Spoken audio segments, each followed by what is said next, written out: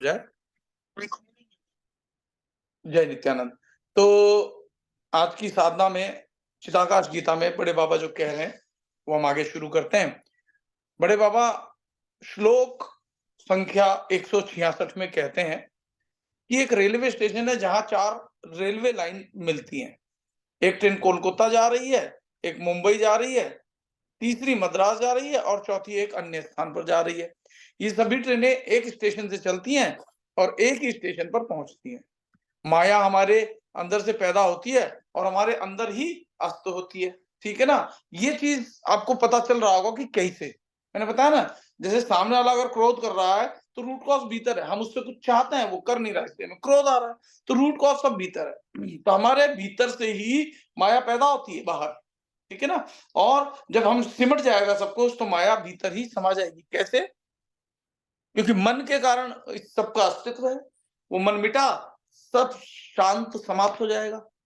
कह रहे हैं कि माया व दूध में रहे, मक्खन जैसी होती है। मक्खन दूध में से पैदा होता है। माया कैसी है? क्रिएटर से ही पैदा हो रही है और क्रिएटर में ही समा जाएगी। लेकिन क्रिएटर अगर क्रिएशन में उलझ जाए तो समस्या होती है। और मक्खन दूध में पैदा होता है और दूध में पिघल जाता है। महान संतों के कथन दीर्घ काल तक प्रवर्तमान रहते हैं। उसे सुनने वाला कोई ना हो तो भी चिरंतन रहते हैं।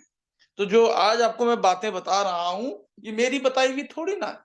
ये तो जो हमारे पूर्वज हैं, हमारे जो संत महात्मा हैं, जिन्होंने अपने अनुभव के आधार पर ये बातें कही हैं, वही बातें तो मैं बता रहा हूँ। मैं अपने मन से थोड़ी ना कुछ बता रहा हूँ। इसलिए आप बड़े ध्यान से सुनो भी और बड़े ध्यान से समझो भी। ठीक है ना? तो आगे कह रहे हैं बाबा कि महान संतों के कथन दीर्घकाल तक प्रवर्तमान रहते हैं और सुनने वाला कोई ना हो तो भी चिरंतर बने रहते हैं। स्पष्टीकरण में बाबा कहते हैं कि एक रेलवे स्टेशन ऐसा हो जहां 4 रेलवे लाइनें मिलती हो, उसमें से एक कोलकाता जाती है, एक मद्रास जाती है, एक मुंबई जाती है और चौथी अन्य स्थान पर जाती है। उसी तरह माया शुरुआत मनुष्य से ही होती है, यानी भीतर से ही सब शुरू होता है और फिर ये जो विचार है, ये मन है, ये माया है जो है विस्तार को ग्रहण करती है। माया के आगमन और निर्गमन दोनों में ईश्वर की उपस्थिति है। मतलब माया के उपस्थित होने पर भी और माया के वापस से अनुपस्थित होने, दोनों में ईश्वर की उपस्थिति तो सर्वत्र रहती है। माया को आत्मा में विलीन करनी है जहां से उसका उद्भव हुआ था। माया दूध में रहते मक्खन जैसी है जो दूध में से निकलती है और दूध में विलीन हो जाती है। ऐसे ही मनुष्य का माया है। संतों के कथन लंबे समय तक रहते हैं, उसे सुनने वाला कोई न हो तो भी ब्रह्मांड में आंदोलन के स्वरूप में रहते हैं। संतों के कथन कभी निरर्थक नहीं होते। ये जो मैं सत्संग आपको कह रहा हूं, भले ही ये हमारा आधे घंटे का सत्संग हो, टोटल हम 1 घंटा चाहे मिला करके साधना और सत्संग करते हो, लेकिन ये 1 घंटा अगर आप सतर्क नहीं रहते हो क्योंकि पूरे दिन में तो आपने अपने हिसाब से ही काम किया है, जो भी करना है, लेकिन ये 1 घंटा आपको बहुत कीमती है। अगर कीमत समझोगे तो जीवन में पार हो जाओगे, नहीं तो साधना में कभी जुड़े, कभी नहीं जुड़े, क्या फ़र्क पड़ता है? किसी को भी किसी से क्या फ़र्क पड़ता है? क्योंकि सब जो है निकले तो एक ही उद्गम स्थान से हैं और एक ही स्थान पर सबको सिमटना है। नहीं सिमटते हैं तब तक कष्ट, दुःख, पीड़ा, परेशानी भोगते जानी है। तो आगे के श्लोक 167 में बाबा कहते हैं, बड़े बाबा की एक मैदान था, वहां यात्रियों के लिए आवास बनाया गया। 2 दिन भी नहीं बीते कि वहां पर मीटिंग का आयोजन हुआ। चूने का उपयोग पत्थरों को जोड़ने के लिए कराया गया था। सभी दीवारों को चूने के सफेद रंग से रंगी गई। चूने से जिस दिन दीवारें रंगी गई तभी बैठक रखी गई। एक मजदूर को मीटिंग में आते लोगों को चेतावनी देने के लिए रखा गया। जिसका काम लोगों को पांव और शरीर पर चूना न लगे उसके लिए अग्रिम चेतावनी देने का था। ठीक है ना? जैसे हम करते हैं ना, कोई भी काम कर रहे हो तो सावधानी के लिए एक चौकीदार या एक कोई व्यक्ति सुपरवाइजर वो ध्यान रखे कोई किसी को नुकसान ना हो जाए जो काम चल रहा है, तो वो बताता रहता है, ध्यान रखता है। मीटिंग खत्म हुई, लोग घर चले गए, लेकिन मजदूर वहीं पर रहा। इस बंगले के बाद में भी बहुत सारी मीटिंगें हुई, लेकिन मजदूर को कहने वाला कोई नहीं था कि तुझे सिर्फ निश्चित वेतन पर रखा गया है। अब तेरा समय खत्म हुआ, तू तेरा वेतन ले जाकर तू तेरा वेतन लेकर जा सकता है। ज्ञानी भी इस दुनिया के लोगों के बीच में ऐसा ही है। इस दुनिया में कई लोग हैं जो बंगलों में रहते हैं, लोगों के जैसे कई इस दुनिया में ऐसे कई लोग हैं जो बंगलों में रहते लोगों के जैसे होते हैं। उन्हें सूक्ष्म का ज्ञान नहीं होता, उन्हें कर्म क्या है उसका ज्ञान भी नहीं होता। इसलिए इस दुनिया की तुलना बंगले के साथ की गई है। अब स्पष्टीकरण में बाबा कहते हैं कि ज्ञानियों की इस दुनिया के लोगों में पर्याप्त दरकार ली नहीं जाती। ज्ञानी लोग जंगल में रहकर अपना फर्ज बजाते हैं, सॉरी जंगल नहीं, जगत में रहकर अपना फर्ज निभाते हैं। वे अपना फर्ज फल की आशा किए बिना निभाते हैं। वे हरदम शाश्वत सत्य बातों को लोगों के समक्ष रखते हैं, लेकिन दुनियावी लोग उनके कहने पर लक्ष्य नहीं देते, ध्यान नहीं देते। होता है ना, कितने ही लोगों को मैं हर रोज बहुत कुछ कहता हूं, लेकिन सभी तो ध्यान रख नहीं पाते हैं ना। तो ये एक आम बात है। माया में फंसे लोगों को निकालना इतना आसान भी नहीं है, वो स्वयं ही निकलेंगे, कोई निकाल भी नहीं सकता। जब वो भीतर से निश्चित कर ले कि मैं अब माया में नहीं रहूंगा और मुझे दुख नहीं भोगना है, तभी वो निकल पाएगा। होता क्या है, जब ये सत्संग खत्म होता है, जैसे शमशान में जाते हैं तो वैराग्य हो जाता है। अरे देखो कितने लोग आए चले गए, मैं आता हुआ देखता हूँ, एक दिन मैं भी चला जाऊंगा। वो थोड़ी देर का शमशान वैराग्य होता है। ऐसे ही हम सत्संग कर रहे हैं तो थोड़ी देर के सत्संग का किसी किसी पे असर पड़ेगा, लेकिन बाद में सब भूल जाते हैं। ठीक है ना? तो सत्संग इतना कीमती है। सत्संग का मतलब ही यही है, सत्य का संग करना। यहाँ जो बातें बताई जा रही है वो रिपीटेडली जब आप सुनते हो तब आप पे असर होता है। अगर आपने 2 दिन सुना, 10 दिन नहीं सुना, तो जो सुन करके आपके ऊपर असर हुआ था, आत्मा पर, मन पर, वो मिट जाता है। संसार की परत और गहरी हो जाती है। तो यहीं पे यही बताना है कि लेकिन दुनियावी लोग उनके कहने पर लक्ष्य नहीं देते। लोगों को कर्म क्या है उसका ज्ञान नहीं है। जगत की तुलना बंगले के साथ की जाती है। जगत की तुलना बंगले के साथ, लोगों की तुलना मीटिंग में आए हुए लोगों के साथ की जाती है। एक सपाट मैदान में बंगला बनाया गया, 2 दिन बीते नहीं कि वहां पर फिर मीटिंग रखी जाती है। चूने का उपयोग मकान के पत्थरों को जोड़ने के लिए किया गया था। मकान के सफेद रंग का चूना लगाया गया था। चूना लगाया तब मीटिंग रखी गई। एक मजदूर को लोग मीटिंग में ले आए, उन्हें चूने की चेतावनी देने के लिए रखा गया, जिससे लोगों के पांव और शरीर पर चूने के दाग ना पड़े। यह मजदूर मतलब कि ज्ञानी है, जो लोगों को सांसारिक जीवन की त्रुटियों की ओर चेतावनी देने का काम करते हैं। ज्ञान ज्ञान लोगों को सांसारिक जीवन की बातें क्षणजीवी हैं, ऐसा बताकर चेतावनी देते हैं। यानी देखो, ये बंगले वाली बात सांसारिक है, लेकिन संसार का उदाहरण दे दे करके बड़े बाबा समझाते हैं कि संसार में भी जो है, जो आपको समझाता है वो गुरु है। अभी जैसे फॉर एग्जाम्पल मान लो कि अभी यहाँ अनुषंगिक गुरु के रूप में मैं बैठा हूं, तो मैं आपको चेता रहा हूं, लेकिन चेतना आपको ही होगा। अब मेरी बात पे ध्यान दोगे, आपकी धारणा शक्ति जागृत होगी, तब ध्यान दे पाओगे। धारणा शक्ति का मतलब होता है एक्सेप्टेंस। जब आपका बर्तन साफ होगा तब स्वीकार कर पाओगे। अगर संसार माया ही आपके ऊपर चढ़ी हुई है तो आप मेरी बात बैठ तो गए हो, लेकिन भीतर कुछ जाएगा नहीं, क्योंकि दिमाग में वही चिंतन चल रहा होगा, मकान का क्या होगा, पैसे का क्या होगा, मुझे इतने दिन हो गए, मुझे उतने दिन हो गए, अब मुझे जाना होगा, अब दिन नजदीक आ रहे हैं। जैसे आप किसी स्थान से आते हो तो अपने मूल स्थान पे जाते हो, ऐसे ही परम मूल स्थान जो है आपका, वो है ईश्वर का स्थान। वहां जाना है, ये भूले बैठे हो, तो कितना कष्ट होगा जब उस ईश्वर के स्थान पर जाने के लिए आपको धकेला जाएगा। लेकिन अगर आपको पता हो कि मुझे मेरे घर, निज घर जाना है, तब दुख नहीं हो।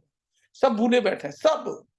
कभी कभी मैं भी भूलता हूँ, लेकिन फिर भी अभ्यास करता रहता हूँ, तो मुझे जो है चेतना बनी रहने के कारण इतना कष्ट नहीं होता। क्योंकि संसार का मतलब यही है, संसार में आ गए तो सुख और दुख दोनों में जीना पड़ेगा। तो इनसे बाहर निकलना बहुत आवश्यक है, यही हमारा कर्तव्य। मालूम है हमारा वास्तव में काम क्या है? हमें जो कर्म की बात करते हैं ना गीता में, कि कर्म करो, वास्तविक कर्म हमारा है, हमें अपने आप को जान लेना है। ये जो भगवान ने हमको जो कुछ भी दिया ना, उनको समर्पित कर देना है। जैसे ये शरीर माया का है, तो माया माया को समर्पित कर दो, ठीक है? और जो हमारा आत्मा है, जीव है, इसको परमात्मा के हवाले कर दो। जब हम इस जीव को परमात्मा के हवाले कर देंगे, तो सिर्फ परमात्मा ही रह जाएंगे, ठीक है ना? तो ज्ञान लोगों को सांसारिक जीवन की बातें क्षणजीवी है ऐसा बताकर चेतावनी देता है। जो नाशवंत है वह लोगों को ईश्वर के परम सुख के लिए ज्ञान देते हैं, तो मेरे को क्या है, मैं आपको बार-बार क्यों ज्ञान दे रहा हूँ? भले लोग कम हो, भले कितने भी कम हो जाएँ, लेकिन जो कम लोग हैं, उनके जीवन में सुख बढ़ेगा ना। अन्यथा क्या होगा कि दुःख, ये शरीर दुःखालय है, ये गीता में स्पष्ट कहा हुआ है। अगर नहीं ध्यान दोगे तो मेरा यानी इस शरीर का क्या ले लोगे? और भीतर से सब वो आत्मा ही है, जब तक जानोगे नहीं तो कष्ट ही पाना है। तो ईश्वर के परम सुख के लिए ज्ञान देते हैं, मीटिंग खत्म हो और लोग घरों की ओर जाते हैं, लेकिन मजदूर वहीं खड़ा रहा। उस बंगले में अनेक मीटिंग हुई, लेकिन मजदूर को कोई कहने वाला कोई नहीं होता कि तू अपना वेतन लेकर चला जा, तुम्हारी सेवा की जरूरत नहीं है। फिर भी मजदूर अपना फर्ज बजाता रहता है। ज्ञानी भी इस दुनिया में दुनिया के लोगों में मजदूर जैसा है। अब मैं मजदूरी नहीं कर रहा तो क्या कर रहा हूँ? आप लोग तो अपना-अपना, मैं यहाँ ज्ञान देता हूँ, आप थोड़ा-सा ज्ञान लेते हो, फिर वही संसार की माया में फँस जाते हो। इसीलिए बहुत सारे लोग जॉइन भी नहीं करते, हालाँकि सब लोग अपनी फीस भी चुकाते हैं, फिर भी जॉइन नहीं करते हैं। क्यों नहीं करते हैं? क्योंकि वो संसार में फँसे हुए हैं, नाशवान चीज़ों में फँसे हुए हैं। पैसे, रुपए, दौलत, मकान, दुकान, इसी में फँसे हुए हैं। और जब ये सब छूट जाएगा तब कितना कष्ट होगा। पूरी ज़िंदगी आपने बंगला बनाया, गाड़ी बनाई, रिश्ते बनाए, बेटे-बेटी पैदा किए, जब छोड़ के जाना होगा कितना कष्ट होगा, सोचो आप। तो अभ्यास करो कि ये तुम नहीं हो। इसलिए इस इस फर्ज को, मज़दूर को यहाँ पर गुरु कहा गया है। गुरु का उदाहरण मज़दूर के रूप में दिया गया है कि जो है वो सब चले जाते हैं, लेकिन गुरु नहीं जाता, वो समझाता रहता है। मज़दूर की तरह समझाता रहा, अरे भाइयों देखो तुम्हारे दाग लग जाएगा, तुम्हारे चूना लग जाएगा। ये कहने का मतलब सांसारिक रूप में बताया गया उदाहरण, लेकिन जो गुरु होता है वो आपको ये समझाता है कि सावधान हो जाओ। आगे कहते हैं कि उन्हें सूक्ष्म ज्ञान नहीं होता, उन्हें कर्म क्या है वह भी पता नहीं है। कर्म वह है जो निरपेक्ष भाव से किया जाए। ठीक है ना? निरपेक्ष भाव से मतलब क्या है कि कर्म हो रहा है, मैं करता नहीं हूँ। सापेक्ष में क्या होता है? मैं करता हूँ। ठीक है ना? एक होता है होना, एक होता है करना। जब हो रहा है तो अहंकार भाव नहीं है, क्योंकि आई एम द क्रिएटर। मैं क्रिएटर तो हूं, सृजन करता तो हूं, सृजन हो रहा है मुझसे, पर मैं सृजन करता नहीं हूं। मतलब मुझसे सृजन हो रहा है, मैं सोर्स हूं, लेकिन फिर भी जो मुझसे उत्पन्न हो रहा है वो मैं नहीं हूं। ठीक है ना? जैसे मैंने मूर्ति बनाई, तो मैं मूर्ति नहीं हूं। मैंने मूर्ति बनाई है, परंतु मैं मूर्ति नहीं हूं। हम क्या करते हैं, हम जो चीज बनाते हैं हम समझते हैं हम वही हैं और उसमें लिप्त हो जाते हैं। ठीक है? आगे 168 में बड़े बाबा नित्यानंद बाबा कहते हैं, उसी तरह हमें सभी बातों की समझ प्राप्त करनी चाहिए। एक चीज स्थिर खड़ी है, दूसरी काम करती है। एक दूसरे का अनुसरण करते हैं, वे न्याय और अन्याय दोनों से अज्ञात होते हैं। ठीक है ना? जो ज्ञानी होगा उसको न्याय अन्याय दोनों की ज्ञान होगा, और एक होगा जिसको ज्ञान नहीं है, वो ना न्याय को जानता है ना अन्याय को जानता है, उसके साथ जैसा घटित होता है वो उसमें डूब जाता है। जैसे पानी में कोई कूद जाए तो उसके लिए वो पानी जो है, सर्वत्र पानी ही पानी दिखता है, उसको दिखता नहीं कि मैं इससे मुक्त भी हो सकता हूँ। ऊपर भी पानी, नीचे भी पानी, दाएं भी पानी, बाएं भी पानी, यानी चारों ओर माया ही माया। जो ज्ञानी होता है वो इस माया से परे हो जाता है, फिर वो डूबता नहीं। वो जब वो कब बाहर होगा, जब वो तैरना सीख जाएगा। तैरना कौन सिखाता है? गुरु। तो यहाँ पर मैं आपको उसी गुरु के रूप में समझा रहा हूं। न्याय क्या है वह समझने के बाद अन्याय के सामने वो झुकेगा नहीं। तो आप लोग जब समझ जाओगे कि हाँ भाई न्याय क्या है, तो अन्याय आपके जीवन में कहीं आएगा तो आप झुकोगे नहीं। न्यायपूर्ण व्यक्ति के लिए अन्याय करना मुश्किल है, फिर आपसे अन्याय भी नहीं होगा। आपको कोई कहे कि तुम्हें 10 लाख रुपए मिलेंगे, तुम इस व्यक्ति के मकान को ढहा दो, नहीं ढा सकोगे आप। लेकिन कब? जब आपको भीतर से पता चल जाए कि अन्याय है।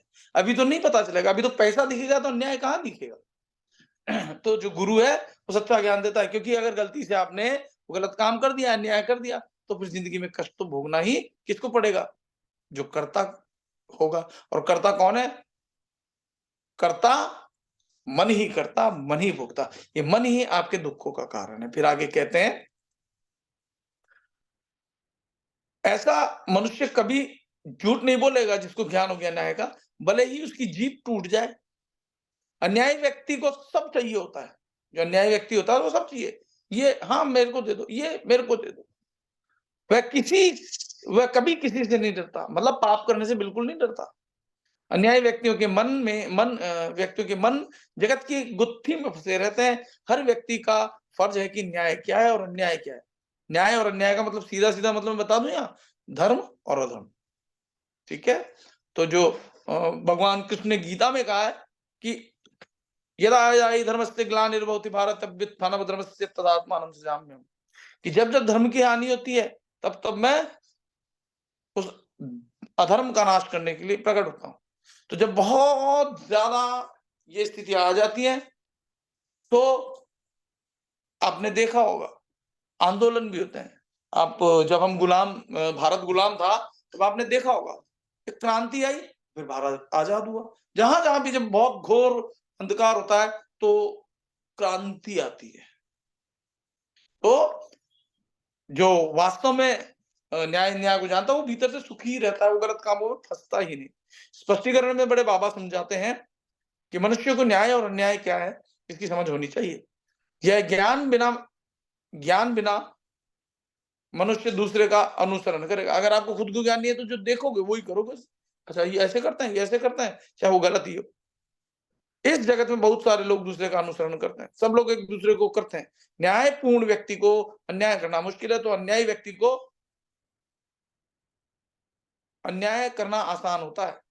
ठीक है ना? जो अन्यायी होगा व्यक्ति, वो अन्याय आसानी से कर लेगा। फिर कहते हैं सच्चा मनुष्य कभी झूठ नहीं बोलेगा, भले ही उसकी जीभ के टुकड़े हो जाएँ, झूठ ना बोलने के लिए वो कभी तैयार नहीं होगा। अन्यायी और झूठे लोग हरदम सांसारिक जीवन में मगन रहते हैं। नज़र से दिखता है, वह सब उन्हें चाहिए होता है। गाड़ी दिखी, कोई कह दे, लालच दे दे, हाँ, मैं कर दूँगा आपका ये काम, कि आपको गाड़ी गिफ्ट दूँगा, ये गाड़ी है, मेरा ये काम कर दो, तो वो अधिकारी कर देता है। आज हो यही रहा है, सब कुछ पैसे से खरीदा जा रहा है, सब कुछ, और पैसा माया है। नज़र से दिखता है वह सब उन्हें चाहिए होता है ना। सच्चा मनुष्य इच्छा रहित होता है, उसे कुछ भी नहीं चाहिए होता है, उसे किसी का भय नहीं लगता, सारे विश्व में समा हुआ है। जो न्यायी पुरुष है, जो धर्म का रास्ता जानता है, उसके भीतर जो परमात्मा है, वो सब जगह बसा हुआ है, उसको ये ज्ञान रहता है। उसे सांसारिक जीवन की कोई खेवना नहीं होती। हमारा पवित्र फर्ज है कि क्या न्यायपूर्ण है और क्या अन्यायपूर्ण है, और वह हमारे आत्मा की पहचान करने का है। ठीक है ना? हमारा क्या काम है? हमारा काम है कि हमें आत्मा को पहचानना है कि मैं कौन हूँ? जीवन में ये प्रश्न आपके घेरा जाएगा, और आप उसको मैं को जानने की कोशिश करोगे, तो आपका जीवन सफल हो जाएगा। यही हमारे जीवन का उद्देश्य भी है। बड़े बाबा 169 श्लोक में समझाते हैं कि नदियाँ और नाले सागर में मिलते हैं, और सागर में एकाकार हो जाते हैं। उसी तरह क्षणजीवी चीज़ें अनंत चीज़ों में एकाकार हो जाती हैं। द्वैत भाव एक ईश्वर भाव में पिघल जाता है। ये कब होगा? देखो, आपकी मर्ज़ी है, आपकी, आखिर ये जीव है आपका। आप ज़िंदगी भर दुःख पाना चाहो, कई जन्मों दुःख पाना चाहो, जन्मांतर दुःख पाना चाहो, ये मर्ज़ी है आपकी। और आप चाहो कि मैं उस परम आनंद को प्राप्त हो जाऊँ, जहाँ उस स्थिति में जाने के बाद जीवन में कभी कोई दुःख नहीं आता, कोई पीड़ा नहीं आती, कोई बीमारी नहीं आती, कोई बुढ़ापा नहीं आता, मैं सदैव आनंद में रहता हूँ। उस स्थिति को कहते हैं सत चित आनंद। उस स्थिति को कहते हैं नित्यानंद। उस स्थिति को कहते हैं विवेकानंद। उस स्थिति में अगर आप पहुँच जाओ, तो जीवन सफल हो जाएगा।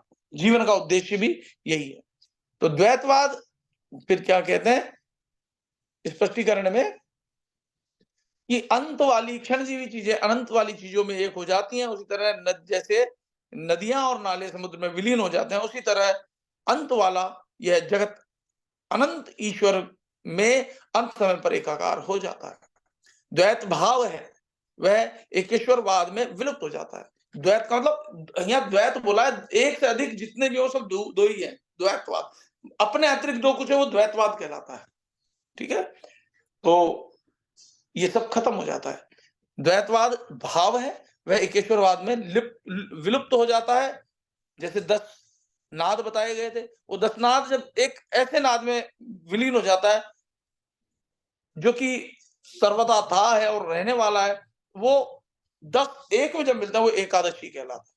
तो आपको एकादशी करनी है, यानी उस जिसमें सारे नाद समा रहे हैं, उस एक में आपको भी मिल जाना है। तो आगे कहते हैं, सब एक हो जाता है और वह एक सर्व बन जाता है। वो एक जो है सब कुछ वही बन जाता है। तो आप अनेक बनना चाहते हो या केवल एक बन जाना चाहते हो? जो कुछ भी हो वो सिमट करके एक शून्य में, एक सिर्फ एक उस तत्व में रह जाओ जिससे सब कुछ है। ठीक है ना? तो इस चीज को आपको समझना होगा और जानना होगा, और मर्जी है आपकी, आप क्या चाहते हो ये तो आपके ऊपर ही निर्भर करता है। ठीक है ना? तो इसमें बैटरी लो दिखा रहा है, लेकिन देखते हैं जितनी देर चल जाए। फिर आगे बड़े बाबा जो कह रहे हैं वो फिर मैं आपको बताता हूँ। एक सेकंड।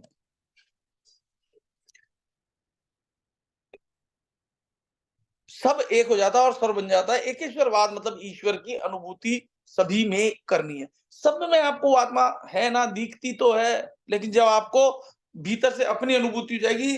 मैं बता रहा हूँ, मैंने 2-3 उदाहरण बताए कि एक बार एक बिल्ली गिर रही थी तब मुझे ऐसा लगा, एक बार ऐसा हो रहा था तब मुझे ऐसा लगा, वो सच में आपको भी लगने लगेगा। ठीक है? अनुभूति एक श्रेष्ठ चीज़ है।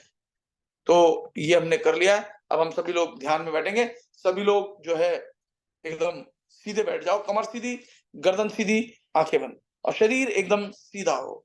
देखो ये कीमती ज्ञान है, इसीलिए 10 ही लोग हैं। मार्केट में हम हीरा लेके जाते हैं ना, तो हीरे को आप कबाड़ी वाले के पास लेके चले जाओ, तो आप दिखाओगे कि ये है, वो कहेगा साहब मैं इसके 10 रुपए दे दूं। वही हीरा आप सुनार के पास ले जाओ, वो थोड़ी सी परख उसको होगी, वो कहेगा मैं इसका आपको 1 लाख रुपए दे दूंगा। और वही हीरा आप किसी जौहरी जो हीरे का काम करता हो, हीरे कारोबारी के पास, उसके पास ले जाओ, तो वो कहेगा मैं आपको इसके एक 10 लाख रुपए दे सकता हूँ। तो इस ज्ञान को इस कीमत कौन कितनी लगाएगा, ये तो उसकी भीतर की चेतना के हिसाब से पता चलेगा। क्योंकि जिसको कीमत पता है कि हाँ ये जो ज्ञान है कितना कीमती है। हर व्यक्ति तो हीरा खरीद भी नहीं सकता ना, हर व्यक्ति। ठीक है? तो अगर आप लोग यहाँ समझ रहे हो, कम लोग हो, लेकिन आपको हीरे की परख है इसलिए हो, नहीं तो आप भी नहीं होते। ठीक है ना? और उस मज़दूर की तरह जिसके लिए बाबा ने बताया कि वो मज़दूर जो है सब चले जाते हैं, फिर वो फिर भी नहीं जाता। यानी सब जगत में चले जाते हैं, मौज-मस्ती में चले जाते हैं, लेकिन गुरु इंतज़ार में रहता है कि कहीं कोई ऐसा ना आ जाए जो कि जिसके कि दाग लग जाए, जिसके जीवन में कोई परेशानी हो जाए, वो चौकीदार की तरह चौकीदारी करता रहता है। ठीक है? तो आज का ज्ञान इतना ही। 170 जो है हम सुबह करेंगे। तो 169 तक हमारा हो गया है। अब मैं रिकॉर्डिंग यहीं स्टॉप करता हूँ ताकि हम आगे साधना कर सकें। मैं साधना रिकॉर्ड इसलिए नहीं कर रहा हूँ क्योंकि यहाँ तो सिर्फ हम ही लोग हैं। क्योंकि मैंने आपसे निवेदन भी किया था कि आप लोग कृपया करके लोगों तक पहुँचाओ, लेकिन शायद आप लोग व्यस्त होंगे इसलिए नहीं पहुँचा पा रहे होंगे, तो कोई बात नहीं। अब मैं यहीं पे रिकॉर्डिंग स्टॉप करता हूँ और फिर हम साधना करते हैं। ठीक है ना? 1 सेकंड।